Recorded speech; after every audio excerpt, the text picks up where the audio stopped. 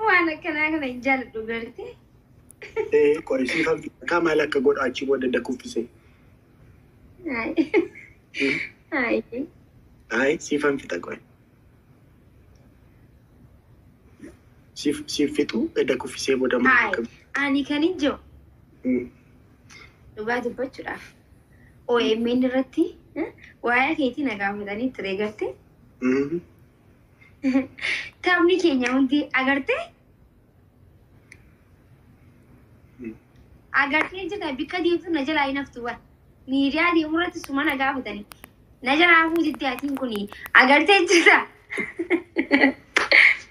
أغرتي أكم مارسي تغامري دازيتا كريمي لا دستا مال بيتي بيتا ديري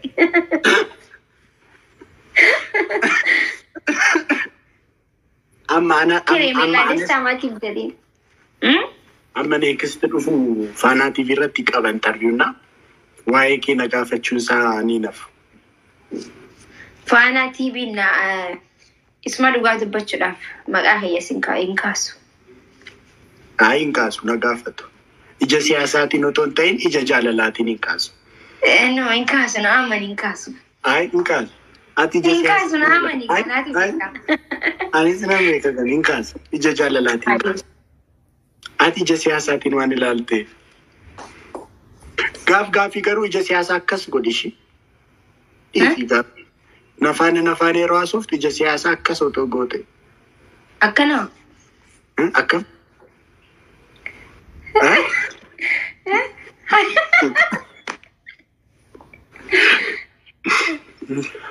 أكنا أكاسي في وايو نما كوما سدي جرا بودا بودا ummata keenya kan wallaggaa keessatti dhumu jiru kan nuuf jecha mormi isaanii kutameef warra beela'u jiru warra kufe ol kaasuudhaaf isiniif jira jechuudhaaf asirratti gargaarsa guuruu deemna waan ta'eef akkuma amma gizee qofallu kuma sadii naaltanitti ummata keenyaafillee akkanumatti dhufuu qabdanii jechuun barbaada. An gammachuun kiyya isa amma naaltan osoo hin ta'in isa gargaarsa irratti dhuftanii hirmaattan sani. Okay? Galatooma. Itti fufi. Eenyuun dhungatteen duratti akkasumaan hin jedhin hin jenneen.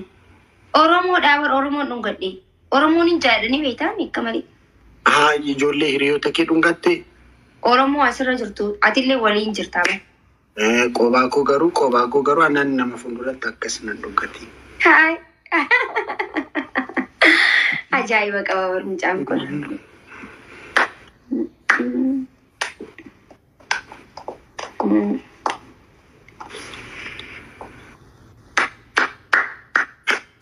Guys, sagantaa qopheessineerra. Sagantaan tokko amma mana asliitti ni jira. Lammii keenya wallaggaa irraa buqqaaniif.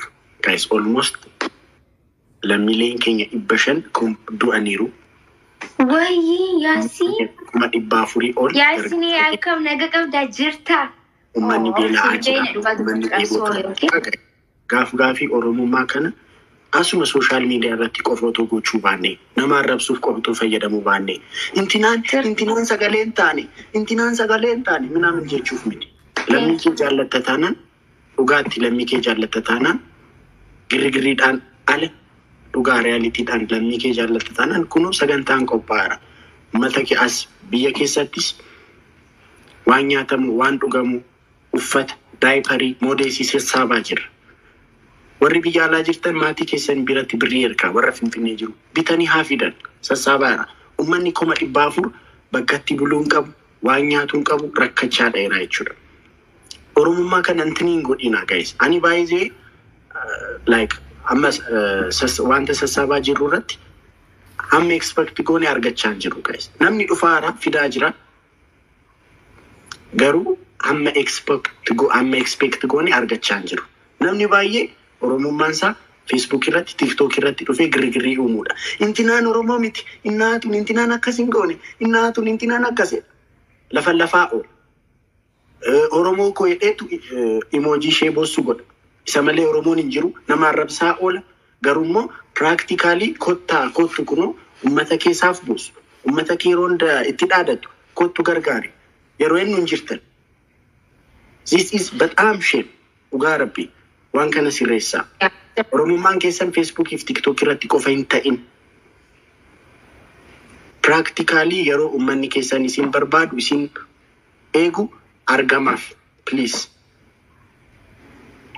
Walii galatti gargaarsa irratti galatoome atileeni gargaarsa amma jiru irratti walii gala hundi keessanii TikTok irra warri jirtan TikTok bifa arrabsoo qofaaf hin fayyadamina Facebook arrabsoo qofaaf hin fayyadamina namoonni waan gaggaarii hojjetan baay'eetu jira akkuma isaanitti isinis waan gaggaarii hojjechuudhaaf yaada ummata keessan gaafa beelawan gaafa dhoobatan ummata keessan maddii ta'a inni nu dubbatee jira waa hedduu dubbachuu barbaadu saniifuu akkuma amma teessan nu ilaaltan kanatti achittis dhuftanii hirmaadhaa waliin dhaabbadhaa waliin ka'aa waliin deemaa jechuu barbaada okay galatooma garmaamu tola fonaadha kun naabbasaa jirtuan ijoollee baay'ee intin naabbasaa caara dhugaa rabbii waan asirratti dubbattan waan bira wanta immoo lafarratti jiru waan bira dhiisaa fonaadha goo dhiisaa waan dubbannu hundumti keenyaa jiraatu oromummaa kan nama shamaaqaquuf qofa fayyadamuu dhiisaa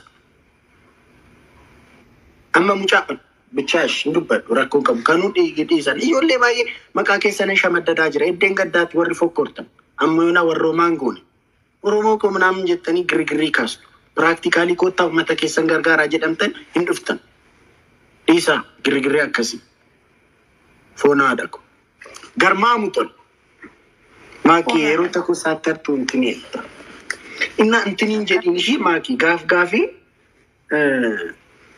filmii fikirii ilaali ishii maakii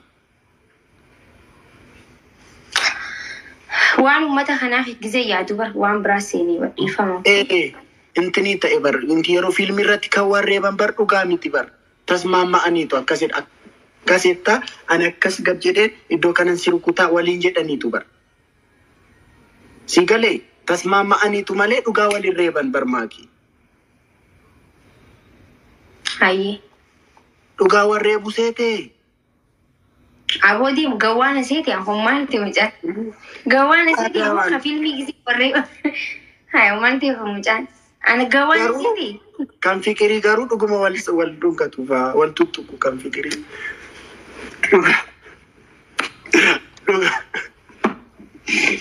Garmaamu tol.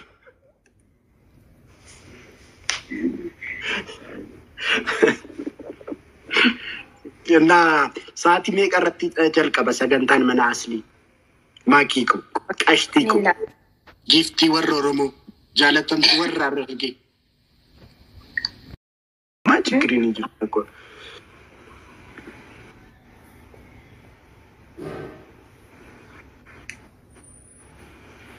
Jedhe seetanii dhugaa rabbii amma geemta badhasiin amma ummata Oromoo sagaleen taataniidha mucaan fayyisaa jedhamu kun amma dubbiin sirriin kana lamallaqaa funaanitti seenaa dubbiin akkasidhee koomanti barreesseera mucaa kana naasha maddadaashi booda yeroo achi deemu Muraachi keessan argamaa jiru yeroo lafu miira keessan gale kunoo isaan darban booda yeroo achi deemnu dhufee fayyisaa kormeedha magaayis hundumti keessan maqaa kana naa qaba yeroo booda achi deemnee maqaa sassaabnu birrii sassaabnu dhufee maal akka godhu walumaan argina guys dhufee yoo na dhaggeeffattee raasu galata qaba akkasitti lafa lafee asitti.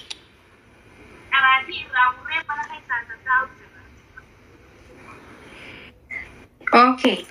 Gargaarsa jira malee Rami bagana gaan dhufti welcome. Okay, Maki. Maaltu jira sitanii mana mubaarakeetti ammallee dubbii biraatti harka nu qabate mucaa tokkootu dhalataa Harargeeti Somaalee osoo hin beekin akkasuma miti osoo hin beekinii harkatti osoo hin ajjeesaa osoo hin ta'in inni makiinaa isaatti dhiqaa gisee hunda makiinaa dhiqaa fi maallaqa hin kennuufi nuti akka namni nu daleessifatee gisee maallaqa osoo nu kenni gisee hunda deemu ni aarraa miti miira keessa seeneetuma akkanuma booksiin dhahee rabbiin gaafa lubbuun tanteenii baata ja'an baati mucaan akkasitti harkarratti du'ee jechuudha.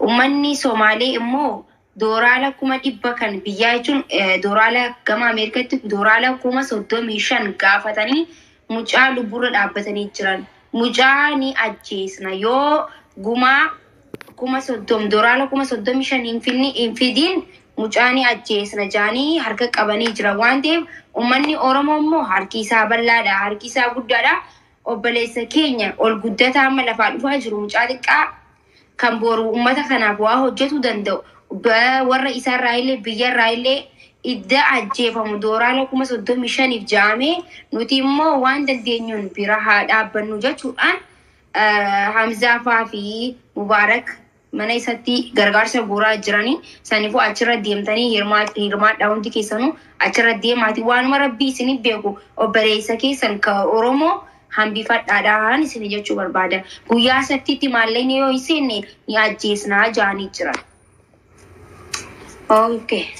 Ergaan ati dabarsite warra nu bira jiru raachoo bira jiru hunda bira ga'ee jira afaan Oromoo jiddu galeessa qulqulluun dubbatte waan ta'eef akkuma marmaakiin jettee namni lafa dhufaan Oromoo dargaggeessi kun akka tasatti lubbuun akka namatti isa harkatti waan baateef isa kana du'a haa oolchinu maallaqa waan qabnu walitti buufne namni kun nama boru ilmaan Oromoo oomishu namni tokko yoo ifi waa godhu baateewu duwida isaa keessaa namni Oromoo fayyadu bahuu mala waan ta'eef lubbuun Oromoo tokko osoo nuti jirru bahuun qabdu waan dandeenyu waan qabnuun haa gargaarruun dhaamsa kooti. Raachuu maal jettati? Garmaamu tola sagantaan jalqabeeraa maakee achi. Sa'aatii meeqaaf? So yeroo tokko akkasitti gallee fi uummanni as jiru isa biratti akka deemu goonu moo baanee gallu achitti waan bilbilaaf Mubaarak bilbilaa. Check godhi. Lil Von. Thank you for the rose. Guys, hundumti keessan warri na bira jirtan hundumti keessan manaas ni deema. Hundumti keessan ana bira baati manaas ni deema. Mubaarak qoy obsi ni bilbilaaf dura obsi. Obsi.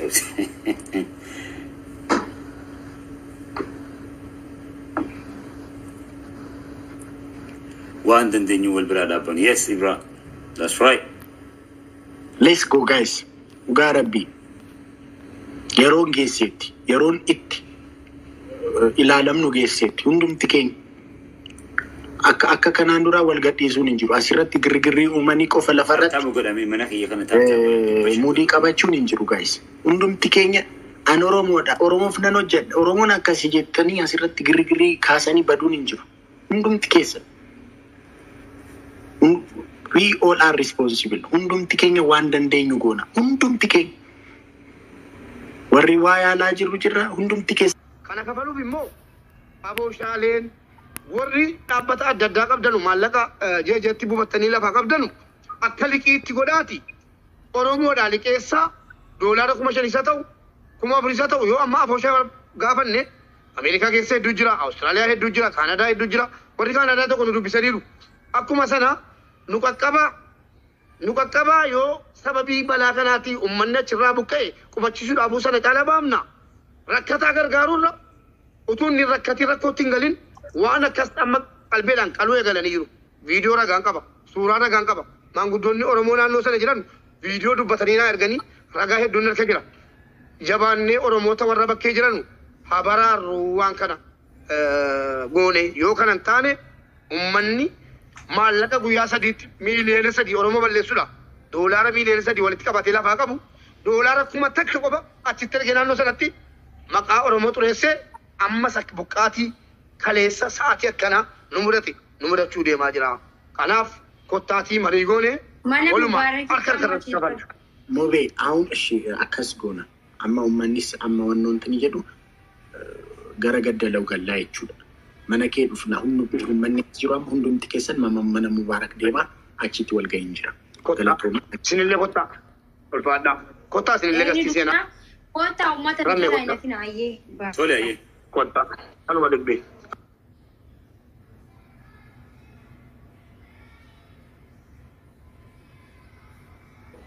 Ergadhaa.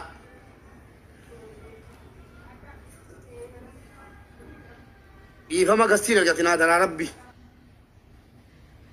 Gastiin ergatinaa amma. Sheexanii. Mubee assalaamu alaikum warahmatullahi wabarakatuh. Waalaikum assalaam warahmatullahi wabarakatuh. Akkam fayyaa nagaami. Nagaa alhamdulillah. Ibra dhimma kaleessaatti jirra. واتو فرماتا دمني أكيد راتي أمة والجاي أرجعنا يا أرجع جرا يروح جولة جرا والله لازم يا أمتا متعاون كبرادا مسكينكو أنا برا ربي بجتن جالن تجارة بسيتما نما فارس لين جالن والله ربي بجتن جالن بوريكو تيو أبدا تمام ربي نما نقدر دوغا ساتو كاليسا نموت ركتا فلان نيجا ديباني هند برا دابتا أما مفكيني تونا كتير فكيني تونا دولار أمريكا ديبشن تقول ما جري نملك كاي كو بيسة جنو سيني قاله मैं फक्केन्या हाबुलन नमनी कुनी एर्गा अमेरिका का के ओगा में का सिंचालम बेकवान येन्या पट्टमो राफे योकी नमनु तीब्रा कर खासा रत्ती बेकुन जो इन्नी सिम्मोने इमा जडें बेकु नाफिमान जन गरु अन हिम्बायती आली खरा बरतु कुपतु गरगारेरा बक्किन्नी गरगारे तो कुंजु रब्बी जन्ने हुंड केन्या यू मालगो नगा बोरे मुखं का चालू नुत्र फेजन नान आई जचुरा हट्टुमा वांकम नुरा गरगारो वया डॉलर को मसो डोमिशन जचुन أنا كبا ينك نافي أكا يعني سلبا دانجدا دانو بلولندا نما إبا تو كوتو كبلولندا ولي كتة كبان